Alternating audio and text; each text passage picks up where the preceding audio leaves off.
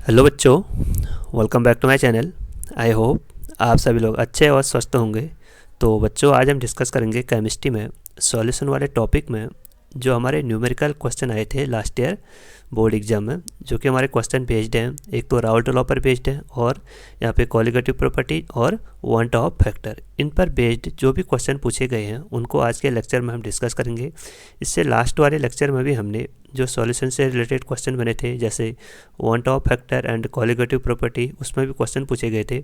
Depression in freezing point and elevation in boiling point, उनको last lecture में हमने discuss किया था। आई होप आप सभी ने वो क्वेश्चन ध्यानपूर्वक सॉल्व कर ले होंगे। तो आइए डिस्कस करते हैं आज के फर्स्ट क्वेश्चन से। तो बच्चों, यहाँ पे फर्स्ट क्वेश्चन है। सबसे पहले आप क्वेश्चन को ध्यानपूर्वक पढ़ें, उसके बाद ही उन क्वेश्चनों के सॉल्यूशन को करें, ठीक है। तो यहाँ पे क्वेश्चन है, देखो, a solution of an organic compound है। A solution of an organic compound is prepared by dissolving 68.4 gram of 4 gram in 100,000 of water. एक सॉल्यूशन है एक सॉल्यूशन यानी सॉल्यूट है जिसका मास हमको इतना दिया है और वो इतने ग्राम वाटर में डिजॉल्व किया जाता है। और हमसे पूछ रहा है कि the molar mass of the compound, molar mass of the compound, हमको जो ये कंपाउंड दिया है उसका मोलर मास निकालना है जब उसका बॉइलिंग पॉइंट, जब उसका एलिवेशन इन बॉइलिंग पॉइंट है, यानी डेल्टा टीबी की वैल्यू कितनी होती है यहाँ पे 0.104 के, एंड केबी की वैल्यू दी है यहाँ पे फॉर वाटर 0.52 केल्विन किलोग्राम पर मोल। तो यहाँ पे हमको मोलर मास निकालना है। तो सबसे पहले हम यहाँ पे डिस्कस करेंगे कि यहाँ पे हमको क्या क्या दिया गया और क्या फाइंड आउट करना। तो यहाँ पे जो हमारा क्वेश्चन है वो हमारा एलिवेशन इन बॉइलिंग पॉइंट से है। तो उसको निकालने का फॉर्मूला क्या होता है, delta T B is equal to K B into M. M क्या होता है यहाँ पे, मोलैलिटी। तो मोलैलिटी को मोलैलिटी क्या होता है, मोलैलिटी होता है हमारा number of mole of solute dissolve in mass of solvent in KG. जो भी हमारा मास है सॉल्वेंट का, वो केजी में होना चाहिए। अगर हमारा सॉल्वेंट ग्राम में दिया गया है तो उसको हम 1000 से मल्टीप्लाई 1000 से डिवाइड करते हैं। तो यहाँ से हमारा जो मोलैलिटी का फॉर्मूला आता है, तो यहाँ पे टोटल फॉर्मूला, इसका कंप्लीट फॉर्मूला देखते हैं हम। तो delta T B is equal to K B into W2 upon M2 into 1000 upon W1। तो ये हो गया हमारा कंप्लीट फॉर्मूला। तो यहाँ पे देखो, एक तो हो गया हमारा डेल्टा टी बी क्या है यहाँ पे, एलिवेशन इन बॉइलिंग पॉइंट। के बी क्या है, इसका कांस्टेंट हो गया। और W2 क्या है यहाँ पे, मोलर मास ऑफ सॉल्यूट। और M2 क्या है यहाँ पे, molar mass of solute. W2 यहाँ पे क्या है, गिवन मास ऑफ सॉल्यूट, और M2 क्या है यहाँ पे, molar mass of solute. And 1000 से इसको मल्टीप्लाई करेंगे और उसके बाद इसको डिवाइड करेंगे हम W1। तो W1 यहाँ पे क्या हमारा, molar mass of solvent, given mass of solvent. तो हमको फाइंड आउट क्या करना है यहाँ पे, हमको फाइंड आउट करना है यहाँ पे M2। हमको फाइंड आउट करना है यहाँ पे M2 यानी मोलर मास ऑफ सॉल्यूट। तो यहाँ पे देखो डेल्टा टीबी की वैल्यू कितनी थी यहाँ पे 0.104, और जो केबी की वैल्यू यहाँ पे कितनी दी है 0.52, और यहाँ पे W2 की वैल्यू क्या दी हमको, W2 की वैल्यू दी है यहाँ पे 68.4 ग्राम, और W1 की वैल्यू क्या दी यहाँ पे 1000 है। तो आपको क्या करना है, सीधे वैल्यू में पुट करो और सीधे आपका फॉर्मूला निकल जाएगा। तो यहाँ पे देखो डेल्टा टीबी की वैल्यू कितनी दी है यहाँ पे, डेल्टा टीबी की वैल्यू दी है यहाँ पे 0.104 is equal to K B की वैल्यू कितनी थी यहाँ पे 0.52 इंटू, और M2 की W2 की वैल्यू कितनी थी यहाँ पे, W2 की वैल्यू दी यहाँ पे 68.4 अपॉन M2 की वैल्यू को यहाँ पे फाइंड आउट करना है। और उसके बाद 1000 divided by 1000, molar mass, given mass of solvent कितना है यहाँ पे 1000। तो इसको हम डिवाइड करेंगे तो ये तो हो गया हमारा 1 हो गया, ठीक है। तो यहाँ से देखो 104, जब हम इसके पॉइंट को रिमूव करेंगे तो हम क्या करेंगे, इसको 1000 से मल्टीप्लाई कर देंगे, और इसको जब हम इसके पॉइंट को रिमूव करेंगे तो इसको भी हम 100 से मल्टीप्लाई कर देंगे, क्योंकि इसको रिमूव करना है। उसके बाद यहाँ पे देखो 684, जब हम इसके पॉइंट को रिमूव करेंगे तो इसको भी हम 10 से मल्टीप्लाई करेंगे। उसके बाद यहाँ पे हो गया हमारा M2 एंड इसकी वैल्यू हमारी 1। तो यहाँ से देखो, ऐसे यहाँ पे ये भी कितना हमारा 1000 और ये भी कितना हमारा 1000 है। तो ये दोनों कैंसिल हो गए। तो बचा क्या यहाँ पे, तो ये बचा यहाँ पे 1000 is equal to 52 into 684 upon M2। तो जब हम इसको कैलकुलेट करेंगे तो देखो, तो M2 is equal to 52 into 684 divided by 104। तो 52 से ये 104 2 टाइम कट गया, और इस 2 से हम जब इसको काटेंगे तो ये कितना आ जाएगा, m2 इज इक्वल टू 342। 342 क्या आ गया इसका molar mass. Molar mass of compound कितना आ गया, मोलर मास ऑफ कंपाउंड आ गया हमारा 342। और इसकी यूनिट क्या होती है मोलर मास की, क्योंकि यहाँ पे देखो मोलरिटी क्या होता है, मोलरिटी होता है हमारा गिवन मास ऑफ सॉल्यूट बटे मोलर मास ऑफ सॉल्यूट। तो मोल की यूनिट होती है हमारे मोल, और गिवन मास का हो गया हमारा मास, और मोलर मास को हमको फाइंड आउट करना है, तो इसकी यूनिट क्या होगी, इसकी यूनिट होगी हमारी, तो इसकी यूनिट होगी हमारी, हाँ जो गिवन मास होगा हमारा ग्राम में होगा, तो इसकी यूनिट होगी हमारी ग्राम पर मोल। इसकी यूनिट क्या होगी हमारी ग्राम पर मोल। तो यहाँ पे हमारा फाइनल आंसर क्या आ गया, इसका फाइनल आंसर आ गया हमारा 352 ग्राम पर मोल। आई होप आप सभी को समझ में आ गया होगा, ठीक है। ईजी क्वेश्चन है, बट आपको क्वेश्चन के टर्मिनोलॉजी को समझना है। उसके बाद यहाँ पे देखो सेकंड क्वेश्चन, इससे हमको वन टॉप रिलेटेड से क्वेश्चन पूछा गया है। Find one Hoff factor for aqueous KCl। यहाँ पे हमको पोटेशियम क्लोराइड दिया गया और बता रहा है कि जो सॉल्यूशन है उसका कंप्लीट डिसोसिएशन हो रहा है, यानी वो कंप्लीट जो सॉल्यूशन में वो कंप्लीट इसके आयन कंप्लीट क्या हो रहे हैं हमारे डिसोसिएट हो रहे हैं। तो वन टॉप फैक्टर को निकालने का फॉर्मूला क्या होता है, I is equal to observed molar mass divided by normal molar mass divided by normal molar mass, या इसी को निकालने का एक फार्मूला और होता है, I is equal to total number of dissociation of molecule after dissociation और association, total number of molecule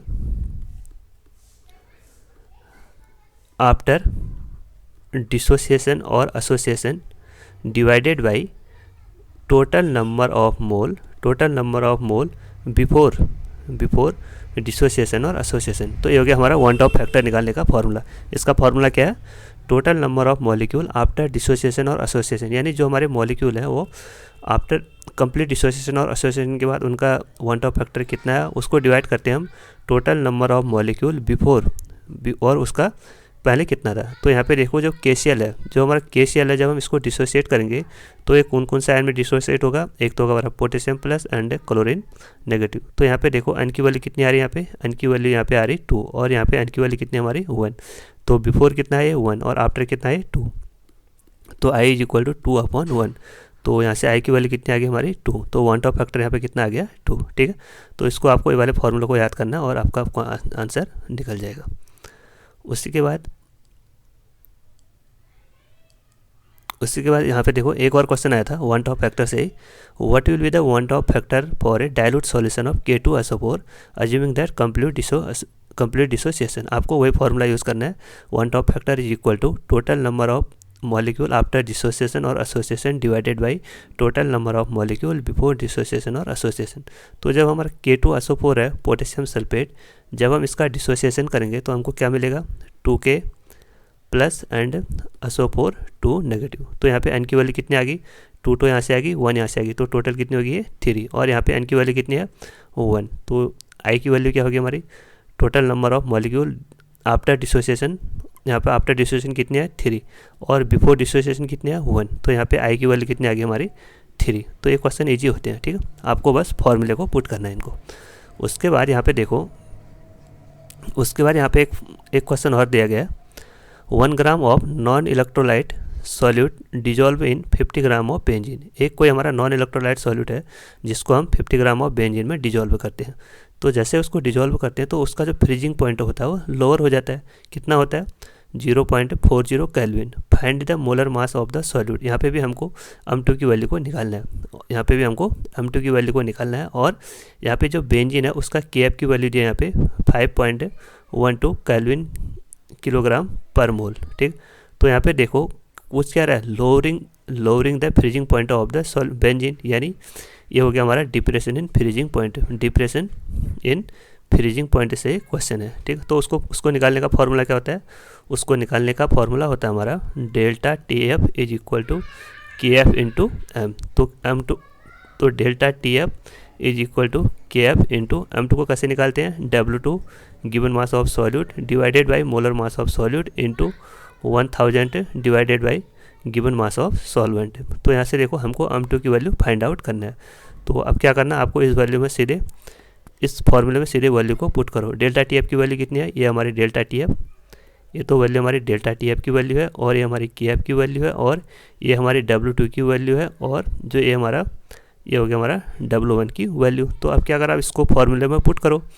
तो डेल्टा टी बी की वैल्यू, डेल्टा टी एफ की वैल्यू कितनी है 0.40 इज इक्वल टू के एफ की वैल्यू कितनी है यहाँ पे 5.12 इंटू, और W2 की वैल्यू कितनी है 1 divided by M2 into 1000 divided by W1 की वैल्यू कितनी है यहाँ पे 50 ग्राम। W1 की वैल्यू यहाँ पे 50 ग्राम। तो यहाँ पे देखो जब हम इसको सॉल्व करेंगे तो 40, जब हम इसको पॉइंट को रिमूव करेंगे तो यहाँ पे लिखेंगे हम 100 इंटू 512, जब इसके पॉइंट को भी रिमूव करेंगे तो यहाँ पे भी लिखेंगे हम 100 इंटू 1 अपॉन, ये हो गया हमारा 1 अपॉन M2 डिवाइडेड इंटू, जब हम इसको इससे डिवाइड करेंगे तो यहाँ पे कितने आएगा इसकी वैल्यू आ गई यहाँ पे 20, इसकी वैल्यू यहाँ पे कितनी आ गई 20। तो यहाँ से M2 की वैल्यू क्या आ गई, देखो यहाँ से M2 की वैल्यू आ गई हमारी, इस 100 से ये वाला 100 कैंसिल, इससे ये वाला 100 कैंसिल, तो यहाँ पे आ गई हमारी देखो 40 is equal to 512 divided by M2 into 20, ठीक है। तो 20, तो इस 20 से ये 40 कैंसिल, तो ये गया 2 टाइम। तो यहाँ से 1 मिनट इसको पहले रिमूव करते हैं।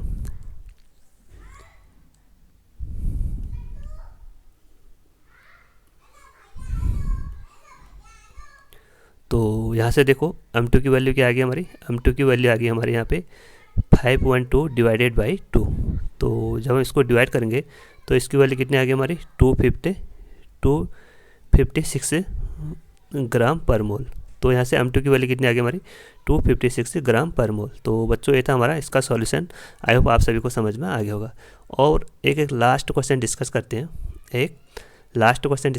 यहाँ पे क्वेश्चन है देखो, the vapour pressure of A solution of glucose. यहाँ पे हमको किसी सॉल्यूशन का वेपर प्रेशर दिया ग्लूकोज का इन 750 मिली mmHg at 100 degree Celsius and calculate the mole fraction of the solute. यहाँ पे हमको सॉल्यूट का मोल फ्रैक्शन निकालना है। और जो हमारे यहाँ पे प्योर सॉल्वेंट है, जो वाटर है, जो प्योर सॉल्वेंट है वाटर है, उसका वेपर प्रेशर दिया है यहाँ पे 760 mmHg। तो ये क्वेश्चन किससे है, ये क्वेश्चन हमारे राउल्ट लॉ से। राउल्ट लॉ का फॉर्मूला क्या था, उसका फॉर्मूला रहता है देखो PA is equal to P0A XA। यहाँ पे PA हमारा वेपर प्रेशर ऑफ सॉल्यूशन और P0 है यहाँ पे vapour pressure of pure solvent है, और XA क्या यहाँ पे मोल फ्रैक्शन ऑफ सॉल्वेंट है, ठीक है। तो यहाँ से इस फॉर्मूले को इसकी वैल्यू पुट करो तो यहाँ से XA यानी मोल फ्रैक्शन ऑफ सॉल्वेंट की वैल्यू कितनी आ गई हमारी PA अपॉन P0A। तो PA की वैल्यू कितनी है यहाँ पे 750, और यहाँ पे P0A की वैल्यू कितनी थी हमारी 760। तो यहाँ से देखो 0 से 0 कैंसिल, तो इसकी वैल्यू आ गई यहाँ पे 0.987। तो इसकी वैल्यू कितनी आ गई यहाँ पे 0.987। ये तो आ गया हमारी मोल फ्रैक्शन ऑफ सॉल्वेंट की वैल्यू। तो बट हमसे पूछ क्या रहा है, यहाँ पे पूछ रहा हूँ मोल फ्रैक्शन ऑफ सॉल्यूट। तो इसको निकालने का हम सभी जानते हैं कि देखो जो mole fraction of solute plus mole fraction of solvent is equal to 1। जो हमारा मोल फ्रैक्शन होता है, मोल फ्रैक्शन सॉल्यूशन में चाहे सॉल्यूट हो सॉल्वेंट हो, उसकी वैल्यू कितनी होती है हमारी 1।